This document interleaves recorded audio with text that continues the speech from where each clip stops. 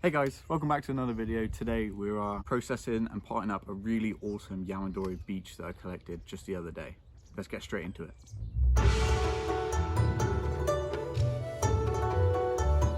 So first things first, there's a few things we're going to need. We've got our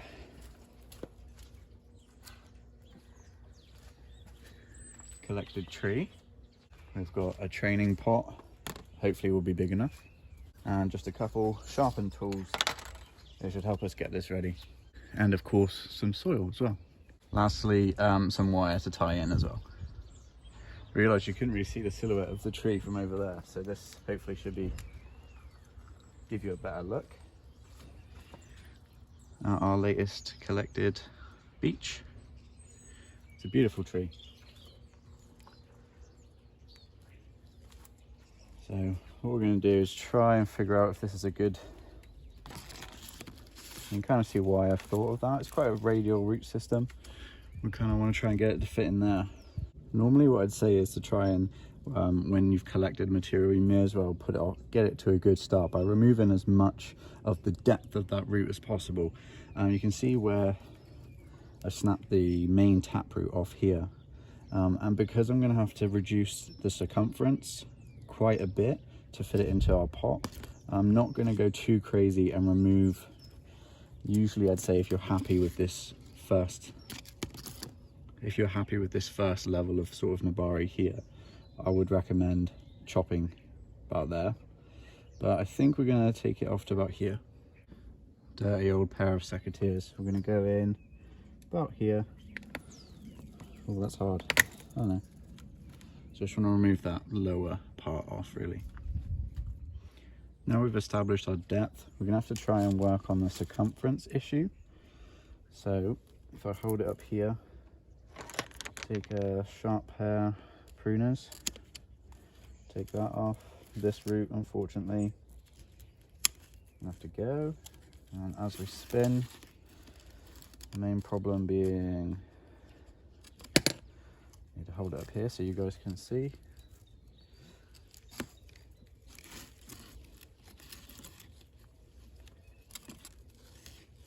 And the main root is going to be there, there, and that one.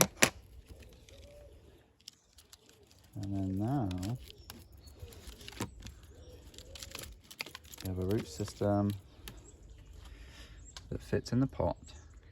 So if we take the pot away for a minute, we can just sort of see a nice radial root system cut off at the bottom there, and there's still quite a lot of nice fibrous roots that will help this tree to recover nicely. Next stage is to put our wires, guide wires, in the pot and in a nice base layer of soil so that we can then introduce the tree, tucking in those roots. This tree will be in this pot now for the next probably 3 years, maybe 4. Depends how impatient I am. So be prepared to just watch this thing recover for a long time. So I'm thinking about here, somewhere around there as the front. We can have a look at that later. But for right now, we've got it sat kind of where I want it. Now we just grab more soil and start to fill in. Once we've filled in the pot, we'll poke in around and eliminate all those air gaps. So I'd say about there is a good level to now start poking in all the air gaps. Take your nice chopstick. A link to that video is right here. You can see how I made these, inspired by Tony's Bonsai. So we do this to the soil just to make sure that we eliminate any air pockets. Roots will not grow in those voids in the soil. So by poking down like this, we'll just fill in all those little gaps with our nice healthy soil.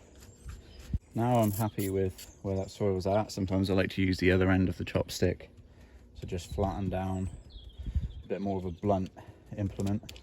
Another little mistake that I just made there that I want to share with you is that I thought these little areas here on the net pots would be a good way to anchor it, and that was not the case. So this is a method that I learned from watching Greenwood Bonsai Studio, Corin, watching his videos. So he actually doesn't tie around the tree.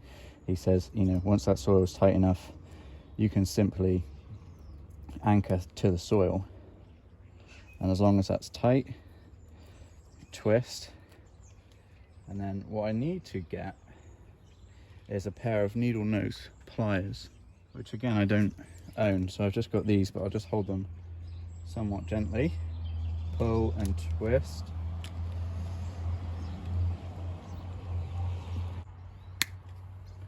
So, and the spare lengths of wire go in a separate pot. We use them for other things. Poke that down, and there, that tree is very firmly in its new home, nice and happy. All right, there we are. So now, if you choose to listen to my advice, by the way, you do so at your own risk. I've never said I'm an expert. I've only been doing this for about 2.5 years now. But next, it is to my best knowledge that any major big cuts, like some of the swelling, are not to be done right now. The best thing is to let the tree recover, and so any large cuts I will wait, but we can just have a look and admire this tree and, you know, pick out some things that we might want to do in the future. The work that I will be doing is reducing the long shoots of the leaves that will come out in the spring. So we can go ahead and do that first, and then maybe talk about some of the style of this tree and what we're going to do with it in the future.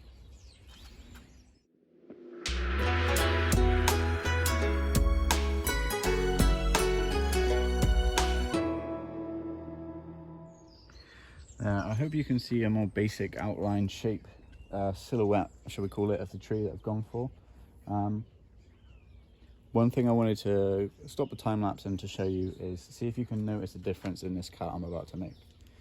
So we're taking it from what is already a nice shape, but we want to reduce that. We want to make it more of a conical style, and this is a really good example of something that I want to show you. It's something that my eye has been able to pick out over the last couple of years of watching, learning and practicing. Can you tell the difference? Ready? In real time. No tricks, no nothing. Watch this. Boom. Would you have done the same? See how that has just replaced it, and we've gone up and down. A cleaner line, a nicer silhouette, much more pleasing to the eye like that. In here you'll notice some sort of creature living in the fold of that, which is very interesting. You'll notice some dead limbs from previous years. You'll notice some lovely rolling callousing, very congested tissue, but cool nonetheless. A nice canopy, some lovely deadwood features, some moss growing. It's a beautiful tree. It's absolutely stunning. Something that some of you may have seen is this. Do I scratch the itch? Oh, it's not as, that's still alive, so no, we're going to leave that. But yeah, so some congestion in some of these places I might like to clear up. I should really wait. I don't think I'm going to be able to though. What's that Linkin Park song, Cure for the Itch? It's a good one. So I want you guys to see exactly what I'm talking about. These type of things bother me here. So just very, very minor things that will help to clean up your tree, make it a much more presentable, more natural, I think, as well. Now that's up for debate, isn't it? Because what is natural? I'm going to leave that one alone. Clean that one up. See, this faces back in, and that's not ideal, but we can bend that down and wire it all in good time. That was satisfying. See, and now I'm happy. Now I can just I can breathe a little bit easier now. We have a lot of congestion in this area as well. This is never going to be a nice branch, so we may as well What I think it goes for a lot of people already know, but what I just want to say quickly as well is that for the reduced roots that we've now done, we can get away with reducing the foliage now. That's kind of why we're setting this tree up for next year, so it doesn't have all the demands of the same amount of foliage that it had whilst it was in the ground. This is a perfect example of something that shall be wired in due course, and this is a good example of congestion. And we don't need that, just like the M5 could do with a bit more clearing out, shall we say. Get the concave pruners in nice and close, get rid of some more of that congestion issue, and then in time we'll address the main branches. But almost like you get the suckers that come out of the base of the trunk, you kind of get suckers on these, you know, joints and little areas. So yeah, I think I'm happy. I'm going to leave that there. There's a lot more that bothers my OCD, but we're going to wait and let this thing recover now.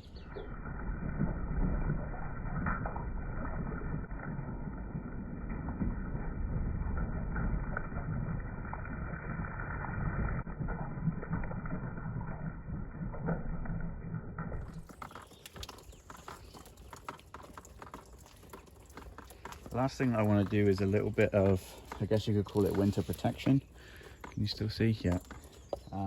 So I've just got some, this is not sphagnum, this is just woodland moss. But what I want to do is just apply this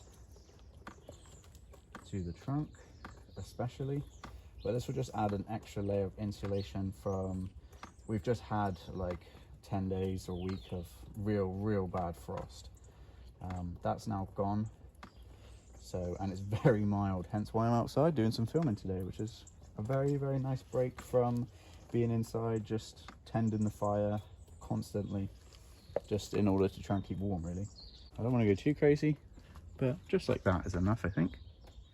So an extra layer of protection through the winter, but it also just kind of looks quite nice as well. That doesn't belong in there. So yeah, look at that beauty. I know it's like when you're watching somebody else's video and you notice stragglers and things, and it's sometimes not until I look back and edit things like, oh, why didn't I take that off, or go back out in the garden and I'd do something. So this one I can see is a bit of a straggler. I don't want to reduce it too much. And then in the rest of the silhouette, no, I still think maybe to here.